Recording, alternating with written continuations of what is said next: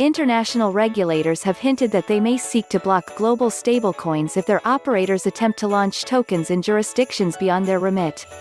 Also, they suggested that they could be prepared to redouble their regulatory efforts as virtual asset service providers, VASPs, struggle to implement earlier guidelines.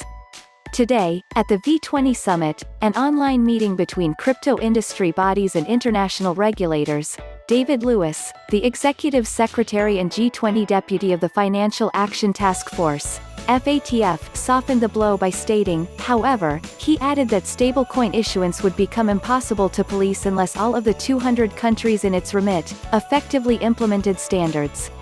Also speaking at the event was Sandra Garcia, the Director of National Security, Threats and Trends, Office of Terrorist Financial and Financial Crimes, United States Department of Treasury and the co-chair of the FATF's Virtual Asset Contact Group.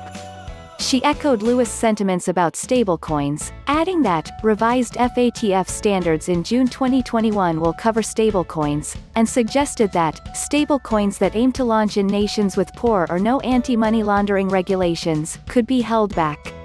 She added that, financial and virtual asset classes will be treated the same when it comes to anti-money laundering, combating the financing of terrorism compliance. Lewis added that 2019's guidelines, which included the issuance of the travel rule, were only the first step, and added that the FATF will not tolerate countries leaving loopholes in their legislation that allows crypto firms to step around the travel rule and other anti-money laundering protocols. Lewis remarked that VASP Travel Rule implementation was still relatively nascent, with many firms unused to abiding by the same sort of regulations that financial service providers have been obliged to adopt.